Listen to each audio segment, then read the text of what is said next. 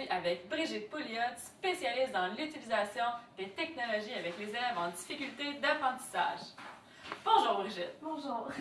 Elle est présente pour démystifier les croyances face à leur usage. Souvent, les gens croient qu'il est négatif pour ces enfants d'utiliser les technologies, mais est-ce vrai? Madame Pouliot tentera de vous convaincre qu'il est avantageux pour ceux-ci d'utiliser de différents outils technologiques.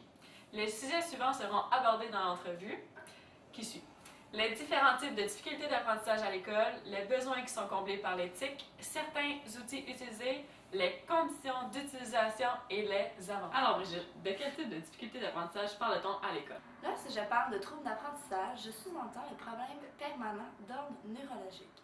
Par exemple, la dyslexie, la dysorthographie, la dyscalculie, la dysphasie et plusieurs autres. Ces troubles nuisent à l'apprentissage des élèves, c'est pourquoi il est important de faire de la différenciation pour ceux-ci. Par contre, l'intelligence des élèves n'est pas atteinte. Ce n'est que leur capacité à apprendre. Afin de venir en aide à ces jeunes, certains outils ont été créés. Il y a définitivement une présence assez importante de ces élèves. Selon le ministère de l'Éducation, en 2006-2007, il y avait 16% des élèves qui démontraient des signes de EHDAA. Donc, la demande pour ces outils est réelle. Donc, Brigitte, pourquoi est-il utile d'utiliser les TIC avec les enfants en difficulté d'apprentissage? Eh bien, Marie-Ève, pour ces élèves, une classe régulière a un rythme beaucoup trop rapide. Ils ont un rythme bien à eux et il est important d'aller à leur rythme pour faciliter leur apprentissage. Les étudiants ont besoin d'un soutien constant qui n'est pas toujours disponible de la part de l'enseignant. C'est pourquoi l'utilisation de la technologie est une aide précieuse dans le milieu scolaire. Aussi, face à un manque de confiance souvent présent chez ces élèves, les TIC peuvent être encourageants pour eux et augmenter leur confiance. Brigitte, pouvez-vous me donner quelques exemples d'outils technologiques que l'on peut utiliser en milieu scolaire? Un outil que je trouve très intéressant pour les enfants avec un trouble de dyslexie est le logiciel WordCue. Pour ces enfants, il est souvent difficile de voir ses propres erreurs et selon eux, lorsqu'ils demandent de l'aide à quelqu'un, ils ont l'impression d'être mauvais ou déranger cette personne. Donc, ils souffrent d'une baisse de confiance en soi. Ce qui les enrage le plus, c'est d'avoir des idées très claires, mais de la difficulté à les exprimer. Il est facile de le dire à l'oral, mais les écrire, c'est une tâche presque impossible pour eux. Ce logiciel permet aux élèves dyslexiques de se concentrer à explorer ces idées pendant que le logiciel l'aide à écrire des phrases bien structurées et bien orthographiées.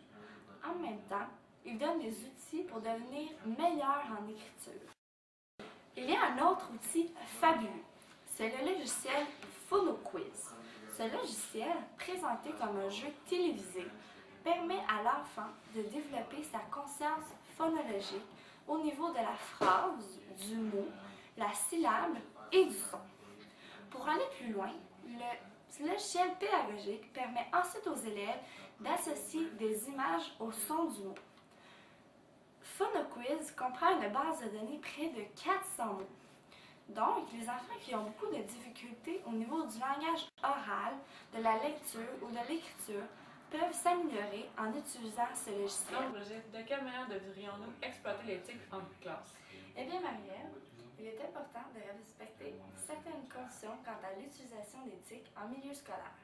Pour optimiser le résultat, il faut tout d'abord s'assurer que les besoins sont comblés tout en respectant l'environnement et les limitations de l'enfant. Puis, il faut s'assurer que l'outil respecte la diversité culturelle et linguistique, y compris les différences sur les plans sensoromoteurs, comportementaux et de la communication. Il faut aussi que l'outil soit facilement accessible pour l'enfant et que la période d'aide soit d'une durée raisonnable. Bref, il faut que l'outil rejoigne l'enfant et sa difficulté. En conclusion, Brigitte, pouvez-vous nous expliquer les avantages d'utiliser le TIC en milieu scolaire? Bien sûr.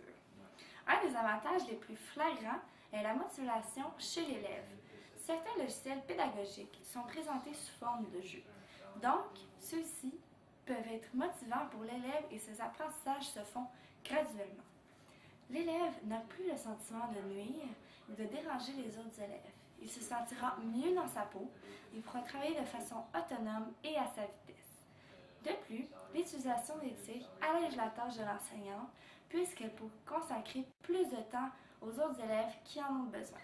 En conclusion, les logiciels d'aide à l'apprentissage ne guérissent pas les élèves ayant des difficultés, mais plutôt les aident à surmonter leurs troubles. Eh bien, merci beaucoup, Brigitte. Un plaisir. Ça fut très intéressant. Bonne fin de journée à tous et on se revoit la semaine prochaine.